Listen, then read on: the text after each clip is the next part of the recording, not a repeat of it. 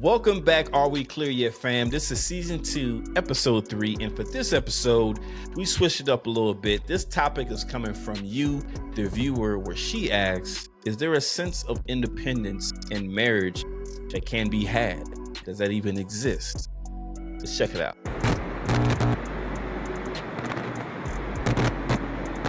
What's up and welcome to Are We Clear Yet? I'm your boy Dino. I'm in the room with my dogs, Dub and Al.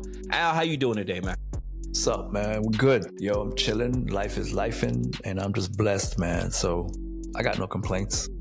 You seem to have a little extra glow about you. I mean, has anything changed in your life recently? Just the drinks on the menu, man. I got, a couple drinks coming through. So it depends on what you like, brown, white, black, dark. One could say you're feeling the spirit. One could say. One could literally and figuratively say the spirit's being felt. Yes. Mr. Dub, Jamaica. How you feeling, though? Oh, you don't notice the glow? You don't notice my glow? I don't see your glow up yet, man. Not yet? Oh, man. Come on, man. My glow is here because I'm expecting. I'm expecting some growth, some change. And so, we're expecting over here. So I'm glowing. You know baby. what? It's always a good thing to have an expecting mindset, spirit. Yes. You know what I'm saying? Approach to life. That's very positive of you. Yes, sir. I wasn't sure where it was going, Okay. but I do appreciate where you landed there. I do. Hey, had me scared. You guys usually ask how I'm doing. I'll just ask myself how I'm doing. You know what I'm saying? I'm doing good. Shout out to all the soldiers out there. I got my camo on with my flag on there. Shout out to all the service members, men and women all over the globe. We love you very much. So y'all, today we had a faithful listener reach out to our boy Al with a question. She wanted to get the man's perspective on a couple things. Al, what did she mention to you? So it's interesting, man. She obviously follows the pod and she likes what we do. She is talking about relationships, getting into relationships, and at what point does it become serious to the point where you're sharing accounts, you're like moving in with each other, you are putting your name on mutual, whether it's accounts or assets, paperwork, whatever the case might be.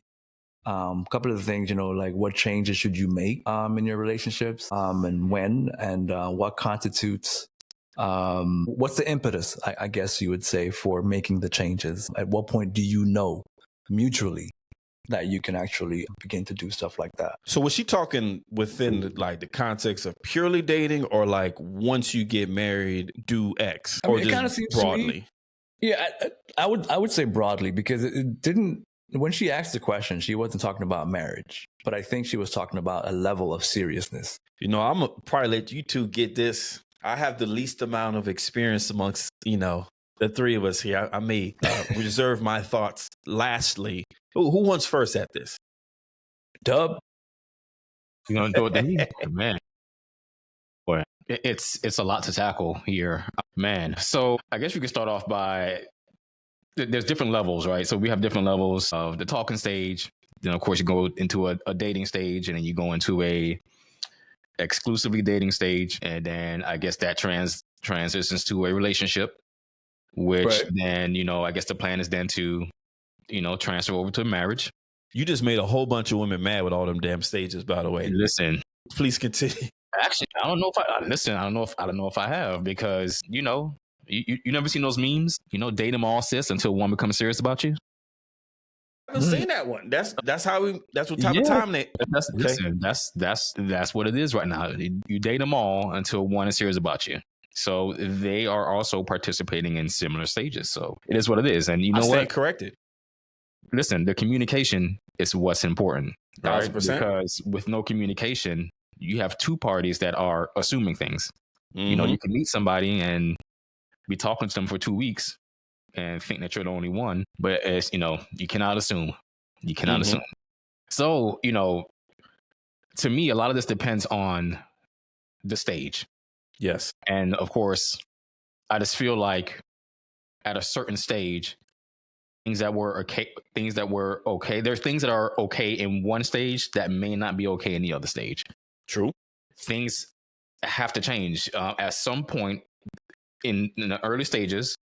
You can move how you want to move, You can do what you want to do when you want to do it, because again, you don't have to really consider anybody's feelings. But now when you start getting into a relationship, that all changes. You have to, the way you move, you have to consider your partner's feelings. You have to consider it. So we're gonna I'll stop there to let Al kind of jump in, but it all depends on like the stage, like I hate to use the word allowed, but what would be considered, kosher or acceptable based on the stage? I mean, for me, so personally speaking, I don't think at any of the initial dating stages, it requires any type of account sharing or, you're into their business. You know everything about so that's going to come out wrong. But in the sense of my financial picture doesn't need to be one I paint for you in the initial stages. We need to be at that point getting to know each other. So I don't see an initial stage where you need to know how much I have in the bank. I mean, you can easily know what I make, but I don't think my assets and my distribution of said assets need to be something I disclose to you. In season 1, we use the word dyad, binary. It takes two people to kind of come together and get to a point where there's comfort in sharing this information. And I think if you're mature, like if I'm not a gold digger as a man, then you'll figure that out quickly enough to know that I'm about the ascension of us and I'm about to come together to make us better. And when we get to that point where we're both on that same plane, then I think it's easier for us to, share that information. I think even after sharing, though, I think there's still a progression. Like you said, there are other stages where before we start signing papers, we have to be uber serious, man. Like it can't just be we're still casually dating and you've got other friends. No, at that point, we are in a committed relationship if we're not yet married, I'd say. I mean, that makes sense to me. If we want to use building blocks, I mean, communication will always be of utmost importance. Clear, often, over communicating, as I like to use. I'm a big fan of that. And I imagine as the stages and the thoughts and the emotions are being shared, and both people are starting to understand that we've graduated from one place to another place, and what may be the expectations now that we've graduated from this place to another place, make all of that good and clear. So we're both comfortable. No one feels as if they're being taken advantage of. No one's being, no one's confused. You want to eliminate all the confusion. Right. As you're kind of marching up to a level of seriousness where it is exclusive dating, some people after that exclusive dating and in a relationship, some people up and move in together. What do y'all think about people that are in obviously exclusive relationships shacking? What are the thoughts on shacking? Well, let me jump back real quick, if you don't mind, before we circle back to this. But you mentioned over communicating. Yes. A lot of guys don't want to over communicate. They just want what they want. So is it a possibility that this guy just wants what he wants, which means linking himself to your financial assets? And then once he cleans you out, essentially, both emotionally and financially, he's gone. So how does a woman protect herself? How does a woman make sure that this guy is not about that life, but he's really about me making sure I'm good? I think a lot of that has to be kind of fleshed out. And we're quiet creatures by nature, unless we got something we want to talk about. Well, that's an issue in itself because, you said, hey, guys just want what they want. Well, closed mouths don't get fed. So I find it interesting that, so one of the complaints that we as men have, right, is that we can't read the minds of women. And I think a lot of times that's expected of us. Mm-hmm. But to their benefit, they can't read our minds either. True. Right? So we can want what we want. But as Dean mentioned, that over communication, which I'm finding out a lot now in dating and talking to women, that one of the major complaints is, man, the communication out here for these women is terrible. The guys, they're complaining about just men just not being able to hold a decent conversation, not being able to communicate. And I mean, we can dive into that on a different part on just why we are made up that way. But it is a huge problem that women are having now in the dating market when it comes to men. It's the lack of, I mean, forget over communication. Cats out here can't communicate. Mm-hmm. I don't know what's going on. And so me, I have a normal conversation and I'm being told, you communicate better than 97%. That's a number that was given to me, by the way. This is a true story. You communicate better than 97% of the guys I talk to. And to me, I'm just having a normal conversation. So it's a problem. Oh, wait a second, Dub, wait. So if she's giving you a 97% rate, how many guys is she talking to? I mean, free agency. I need to think about it, bro. Yeah, because 97%.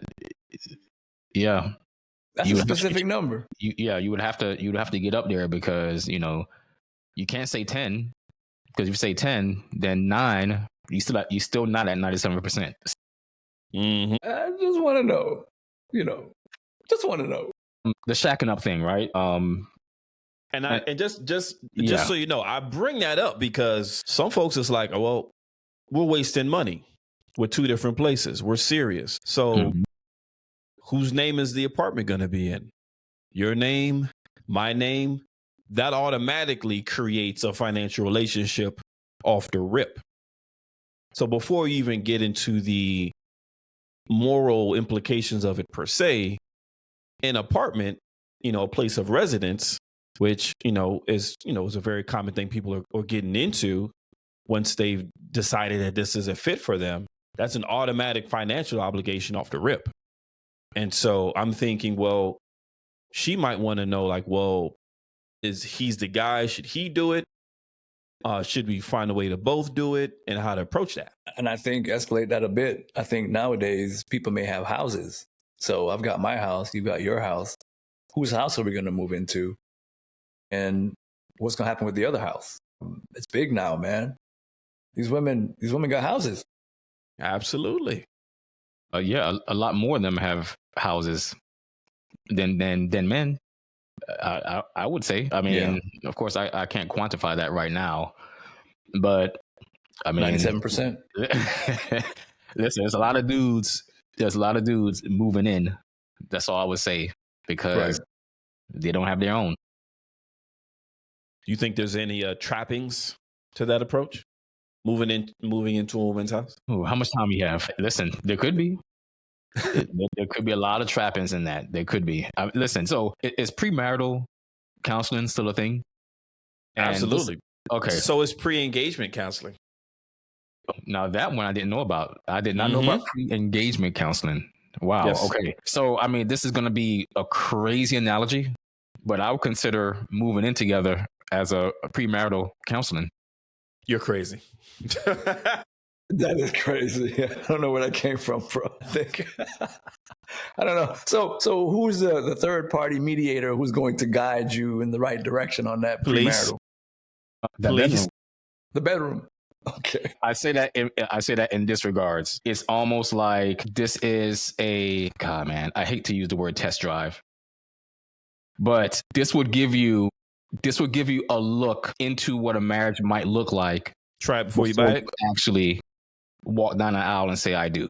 Yeah. Try it before you buy it. Okay. Try it. So I'm just kidding. I'm totally kidding. Totally kidding. Well, guess what? Get the milk before you get the cow. I've heard that.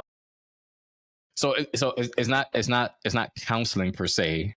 Right. It's not counseling per se, but this is, I don't know. I feel like it could be beneficial because it would give you an insight. Look, you might love somebody, you might really care about them, and then you move in and you don't like the way how they brush their teeth. You don't like the way how they leave hair in the sink. You don't like the way how when they get up, they don't make their bed. And some of this stuff may sound trivial, but it may be big to some other people. And of course, what happens if we find that out after you get married? Now what? Hey, and the infamous toilet seat. Should we leave it up or should we put it down?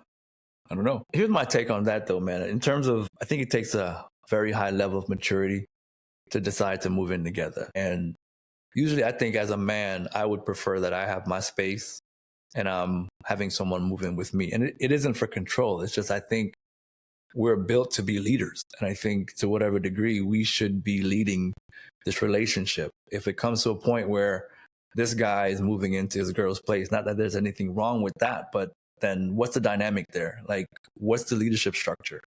Because how many women are going to want you to tell them something when you're living in their house? I don't know.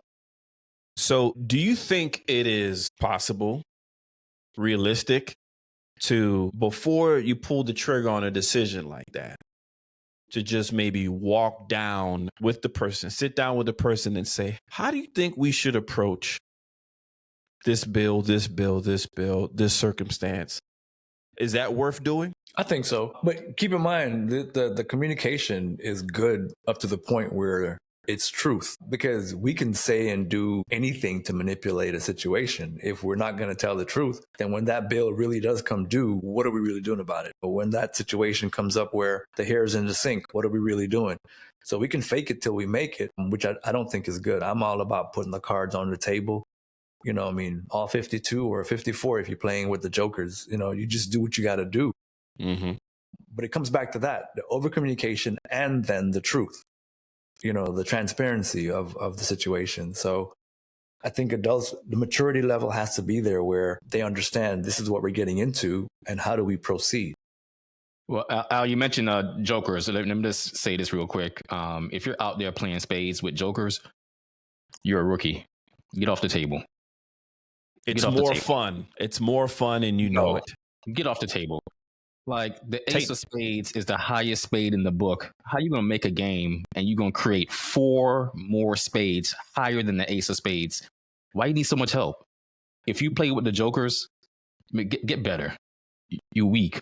It's more fun. Play at the kiddie table. Take the 3s out. Live a little bit. Grow up. Moving on, right? So back to what Al was saying, communication. That's why when people say communication is the key, it's actually honest communication is the key, right? Because people can say whatever they want to say, but you know what always gets people is the practical application.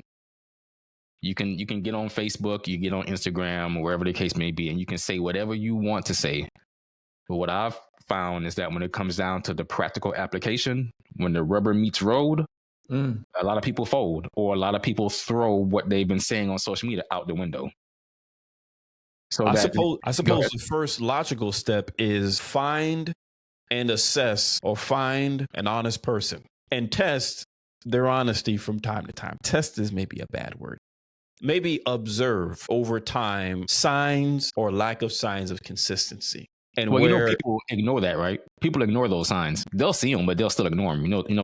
Well, if you ignore them and then you get deeper into financial circumstances, that's almost a guarantee that some terrible things is going to happen, isn't it? Yeah, I'd say so. Yeah.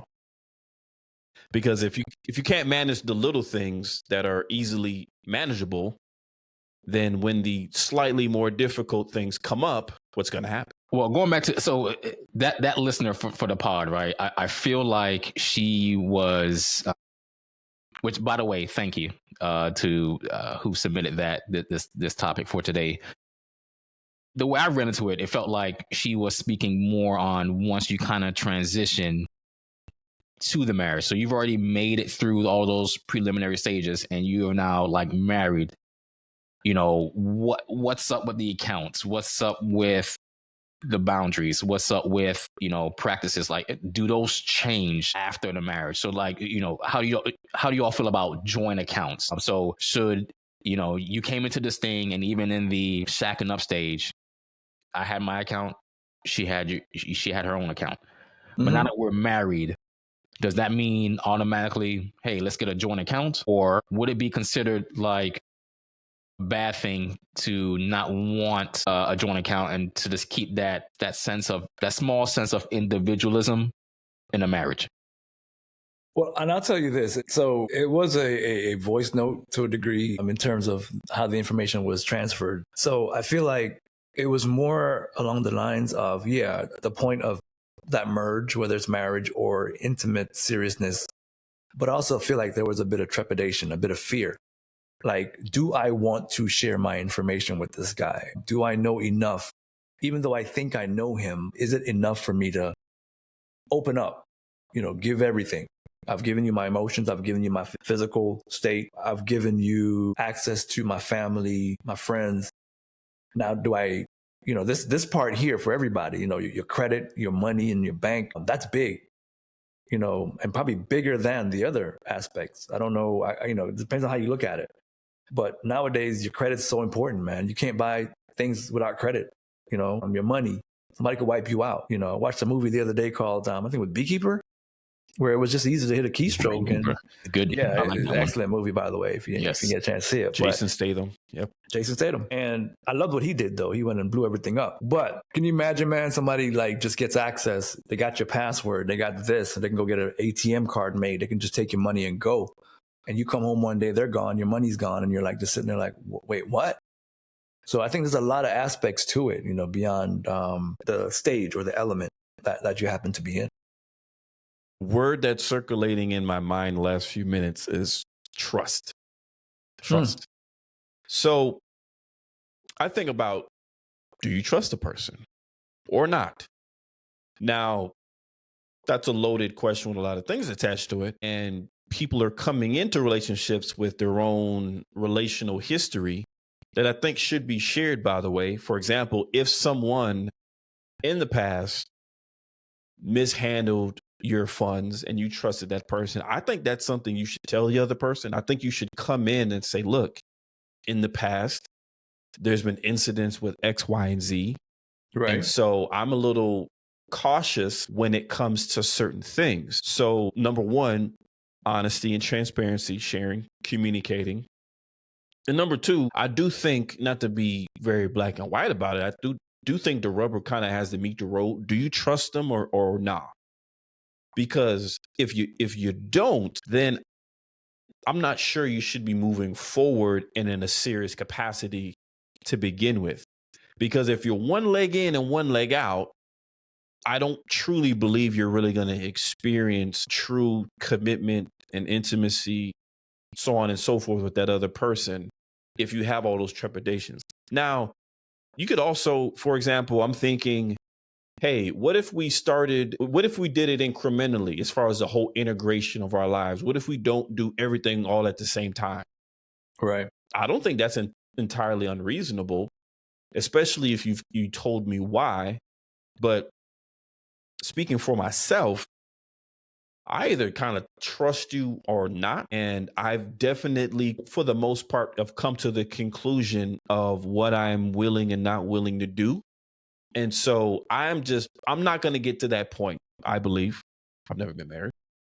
I'm not going to get to that point to where I'm that far in and I'm having trepidations about, well, maybe I shouldn't have a bank account with this person, so on and so forth. By the time I get there, I'm all in. All the cards are in, big joker and all, little joker and all. Mm-hmm. And what are we doing here? What are we doing here?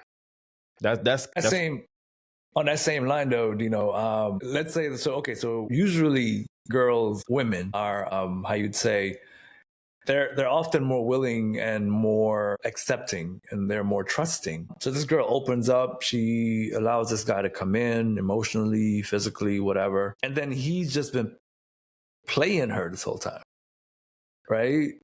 And he's just that good. So she believes everything he says, everything he does. His actions are consistent with his words. And he gets to a point where like his whole end game was get her to a point of vulnerability and just take it and go. Like, how do you, I suppose that outcome is always there for anyone. I mean, I suppose anyone can hit the switch and turn into a thief at any given point, any man or any woman, a liar. Yeah. So that's why I think along the way, you have to make some thorough assessments. I think you should probably bring in some people that could weigh in objectively and maybe see you guys together. I suppose a good con artist is a good con artist, and that's why they're a good con artist and they're good at lying. And I wouldn't wish that on my worst enemy. But by all means, I'm going in with the best of intentions, and I'm hoping that she's going in with the best of intentions. And she's concluded that I'm a man of integrity and honesty and character. And I'm thinking the same. And if you don't think that, well, but I don't know, Al, going back, some slight pushback to that scenario. So if so if that guy was as a con artist, right, and that's just his primary goal, to lead her along, string her along, to get to a point where there's now a joint account, and now he's able to, because he's a thief and a liar, and so now he's at a point where he's able to take that money and con her, right? I guess the question I would have is, like, are guys good enough to act that long? Because wouldn't it take quite a bit of time to get from the talking stage all the way to the point where now we have a joint account? Can a con artist put on his mask and wear his mask every day for that long without any type of discernment? Because if guys are out here, because listen, make no mistake about it, there are plenty of actors out here and actresses, right? Absolutely. Plenty. There are plenty. In fact, even when on the first date, you might be meeting an actor or an actress, or right. The representative is what they say, right?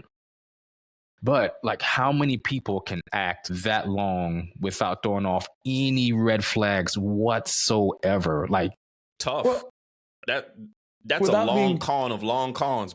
That's a long con, literally and figuratively. I think though, there's some women, and this is not a dish on women, I'm saying, but there's some women who are so much looking for authenticity that within that, their assessment tools may be off. Because I'm desperate. Like, I'm at a point now, let's say I'm in my 40s, right? And obviously my clock is ticking. I got to find a man. I got to, this guy just seems really good. It seems so true. And I'm willing to overlook, like you said, these red flags, these orange flags, whatever the flags come up. And I'm just willing to dive in and get what I want to get. I think there's some women who you could literally say will look past a lot of that and just jump in. It's hard, man, because especially in this world today, you see all the cons and the scams. It's just hard for people to fully trust.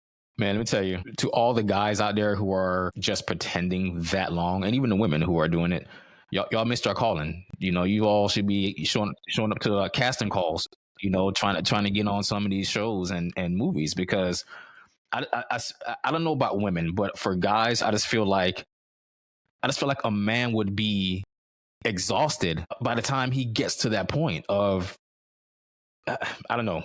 Maybe that's me. I don't know.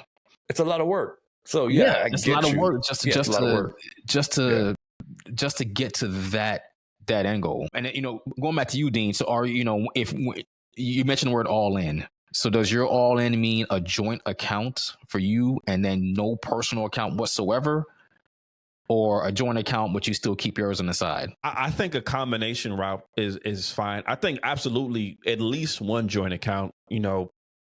I've heard many authors and specialists and professionals talk about, from the financial side of things, kind of having your marriage like a business in a sense, to where you have operating accounts. You might have some saving accounts that you're only just using for like saving up for big purchases. So I think there should be like a multiple of checking accounts, saving accounts, high yield savings, and different things. I'm all about running the play that's best for both of us and our family in the long run, and not being rigid about it. So if we could function in a healthy way, in a progressive way, with a hybrid of both of our ideas put together, so I'm comfortable, you're comfortable, there's children involved, they're comfortable, because kids got checking accounts and all kinds of stuff that are tied to another account, which is usually managed by the adults, by the parents. So whatever kind of combo works best, yeah.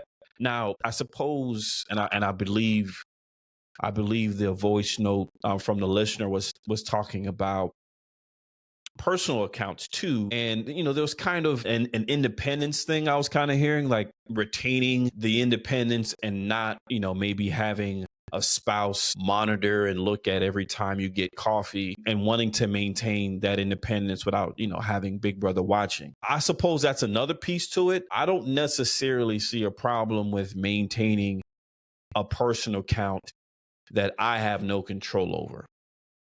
I'm fine with it. Again, I'm coming in with the idea that I trust you already.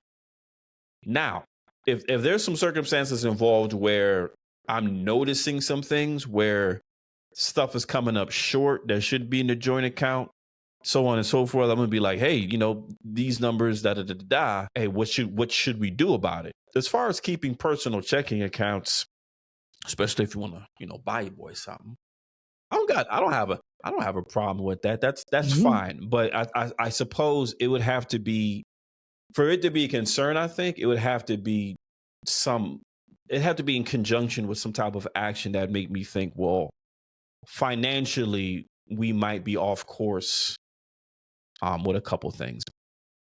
Yeah, let's do both. Yeah, I like your description, man. I think you definitely need your own space, your own account. I think the operating accounts, like you mentioned, I like the characterization there. If we've got the electrical, if we've got the heater bill, we've got the mortgage or the rent, whatever the case might be, then we've agreed that each month we will put X amount of money in. And like you said, we're going to track that, but we won't be tracking the individuality of what we maintain outside of that. And as long as those bills are met, then that's the relationship. That's the agreement. Anything beyond that, if anything extra is needed, then that's just another conversation, which we'll have at the time we need to.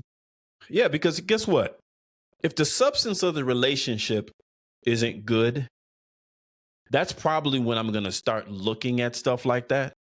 You know what I'm saying? Because it's Right. One thing is often tied to another thing.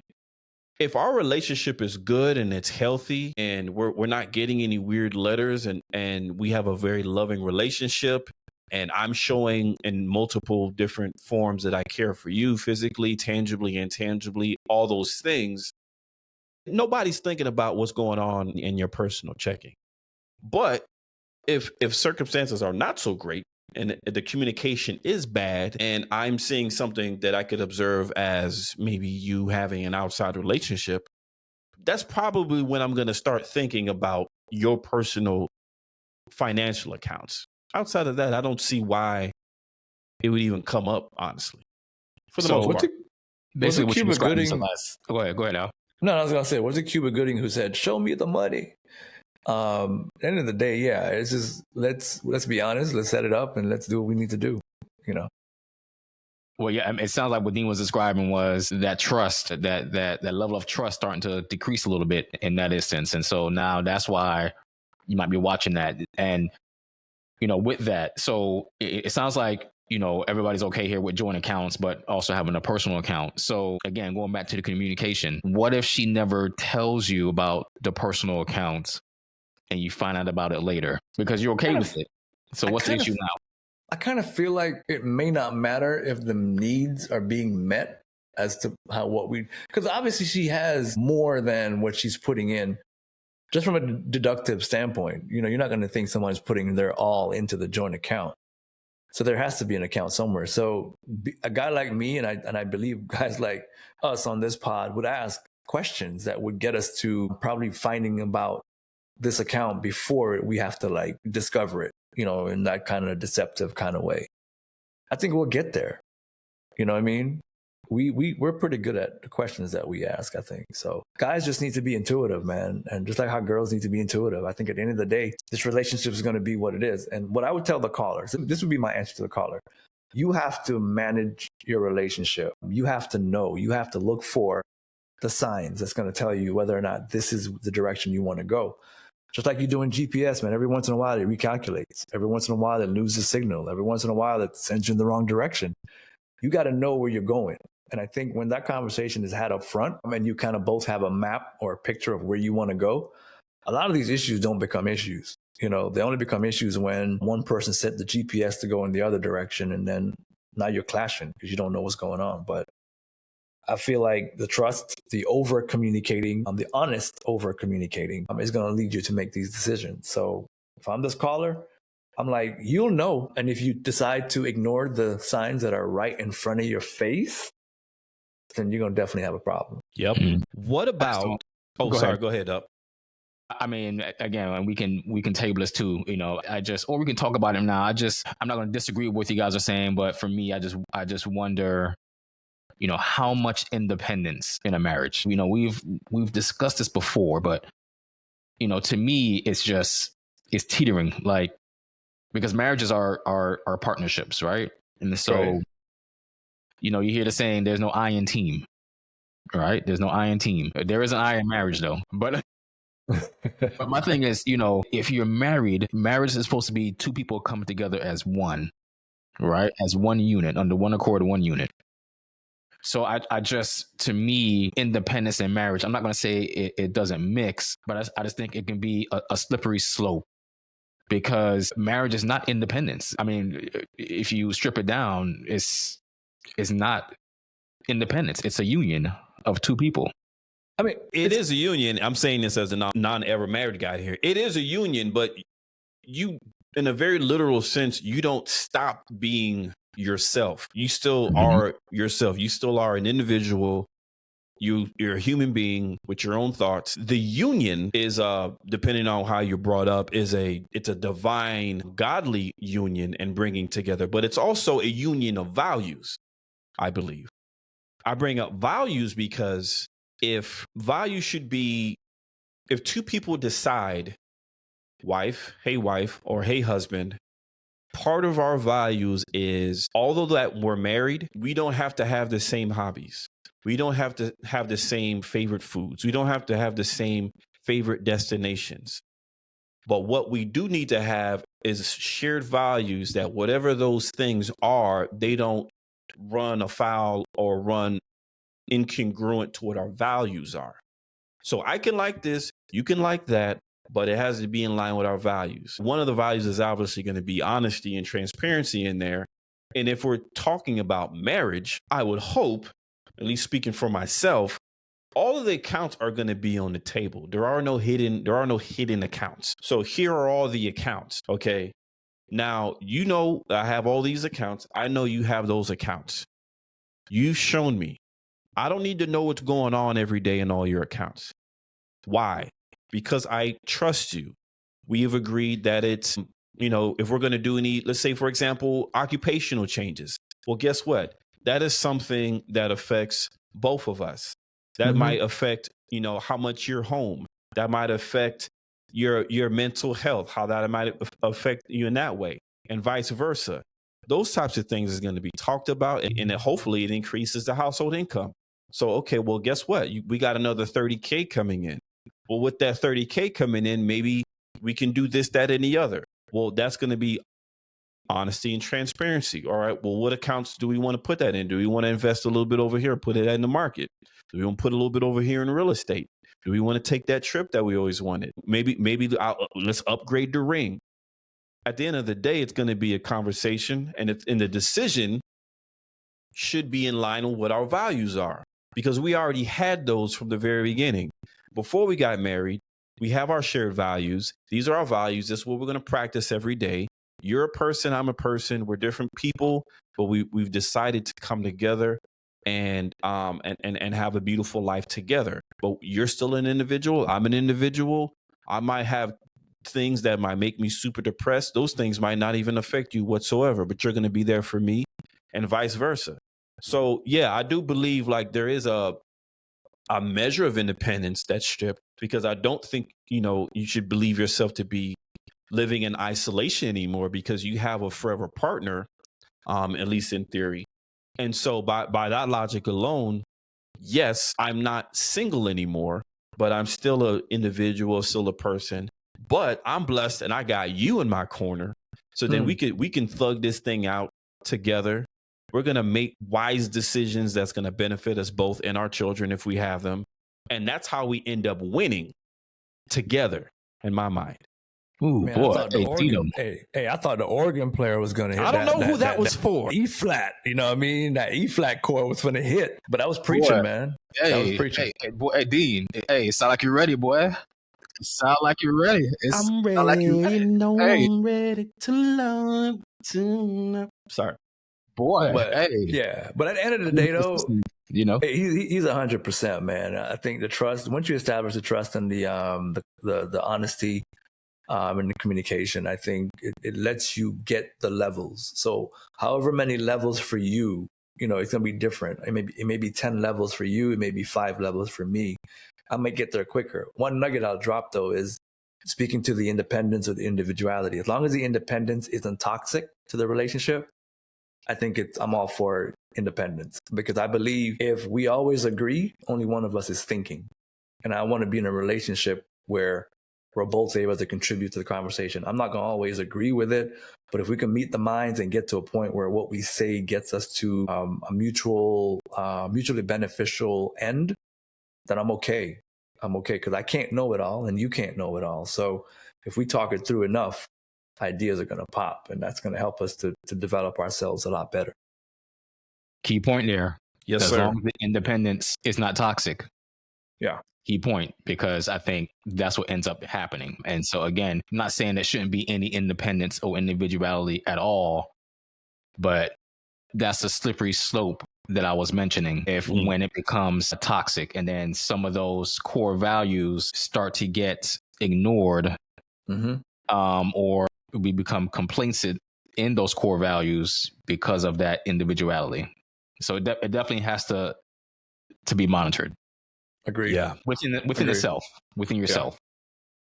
Yeah. And I think we've probably answered that question that the caller had. I think we've probably kind of given them enough nuggets to probably make a better informed decision.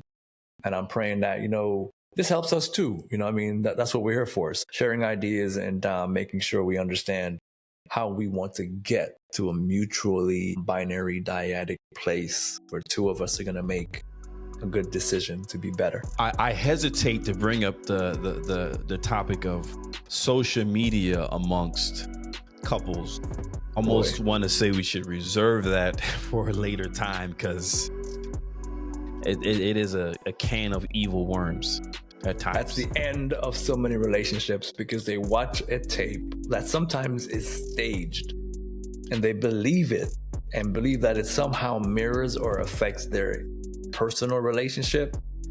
And a lot of people, both men and women, lose a good thing because they believed Instagram and TikTok. I used to say it's not social media's fault. Social media is just the medium. It's the people on social media and the people that's misusing social media. But on that next pod, I'm going to discuss why I think I might be wrong. I think it's the people, yes, but social media is a devil.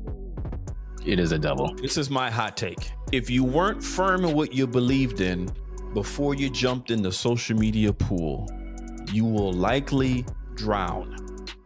That's my hot take. All right. We will explore that 100%. Because if you was flapping like this above water, it's just all, once you get in the water, it's not going to be any better. It's going to be a big old mess. Splishy, splashy all over the place. Nothing smooth. Nothing. Well, as someone who was once addicted to social media, I would have a lot to say on that topic. I mean, when do I never have a lot to say? Well, with that being said, brothers and sisters, we're so glad you tapped in with us on Are We Clear Yet? We in Ep 3, many more to go. Please like us, subscribe, share with all your friends and family. Drop a little something in the comments and let us know what you thought about this. All right. On behalf of my two brothers, we out. Bless.